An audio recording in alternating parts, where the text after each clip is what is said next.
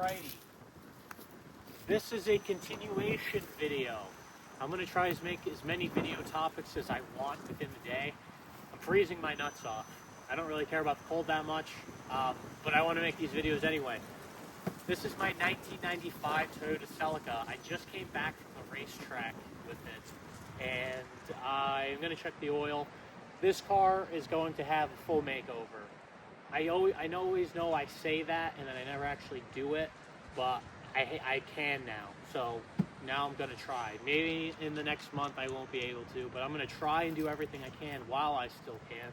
The first thing is I just want to show a basic video on how to check your oil level. The engine in this car is not the factory engine to the car, but it is a factory engine that you would see in like a 90s Toyota Camry. At the same time, this still applies to a lot of cars.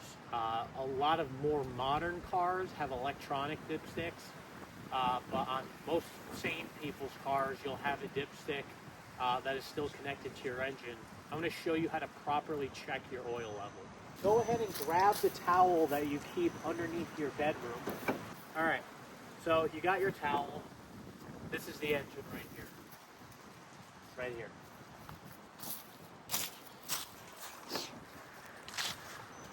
This is what we got to work with. This is a Toyota Camry V6.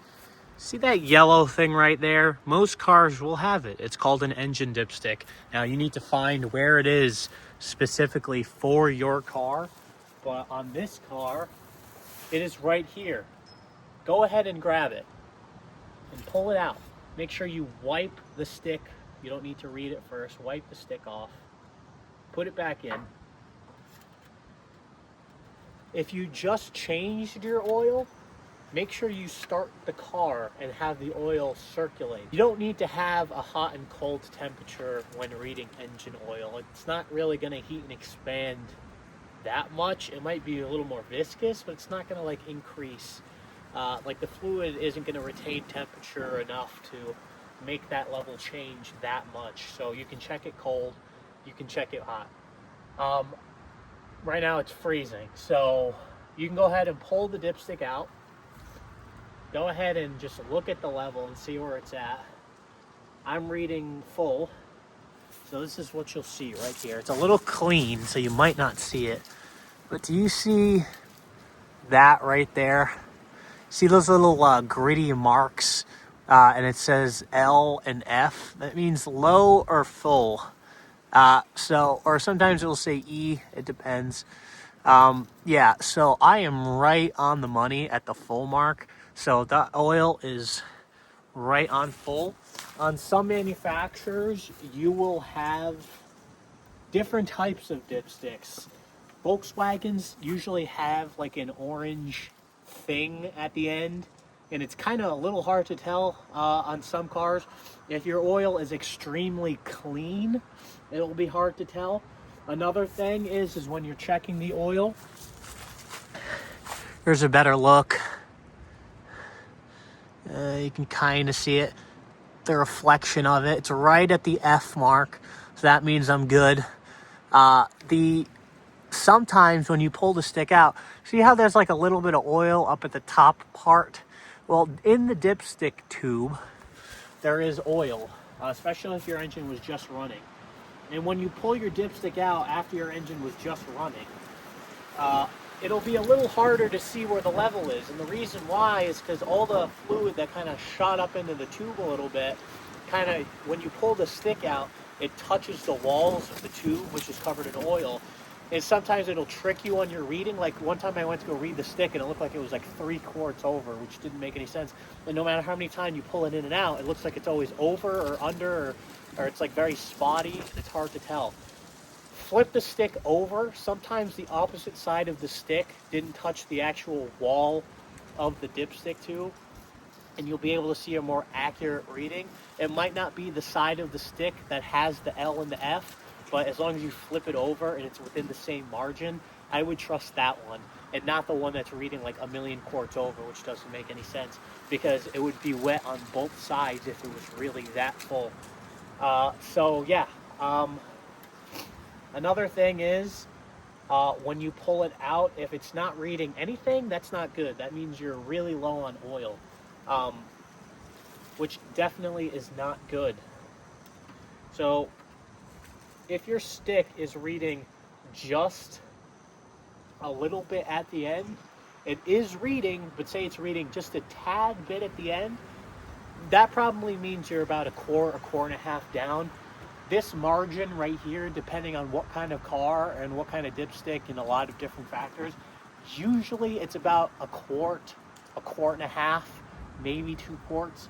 It depends. On my Scion TC, the bottom part of the stick to the full part of the stick is a quart. So it could be different depending on how the oil pan is designed. It could be different depending on a lot of different situations. But the idea is that if it's below the L, you're still pretty safe, but your engine could be burning a little bit of oil. Carry backup oil with you, especially if you drive a Hyundai or a high mileage engine car. It doesn't hurt, and you should probably be checking your oil. If you drive an older car, if you drive a newer car, you should be checking your oil, but you don't need to check it as often. But if you drive an older car with, let's say, over 100,000 miles, maybe a little less, even though it's just an older car, you should probably be checking your oil anyway, just for good practice. Maybe, I would say, if you're really that daring, maybe once a week. Once every 2 weeks, once a month, maybe just check your oil.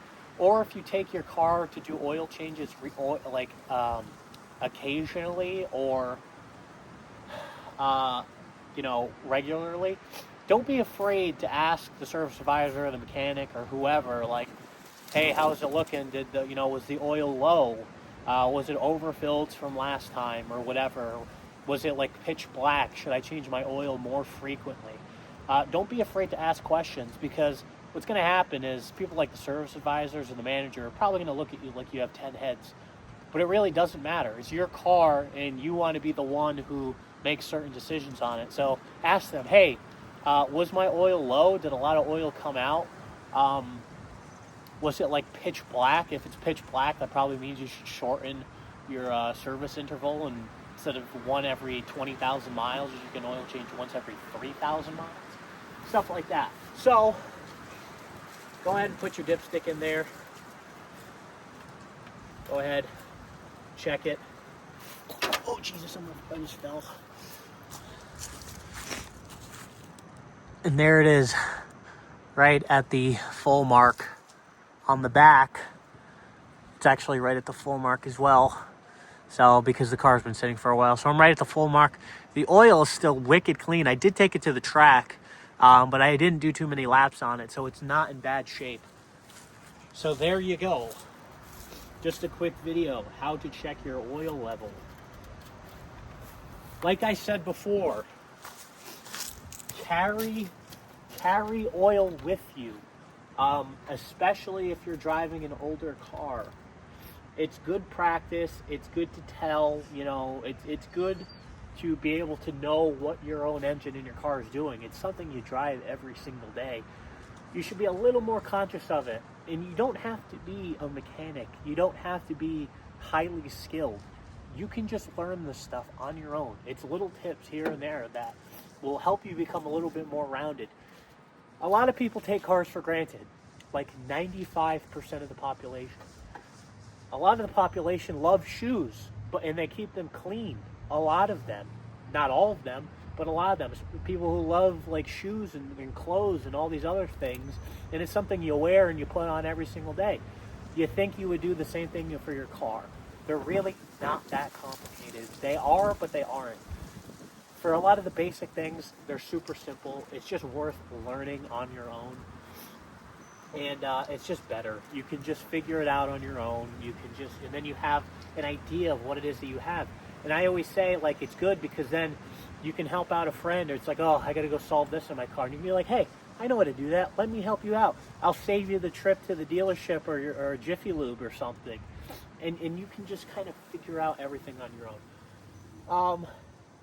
That's it. I'll see you guys later.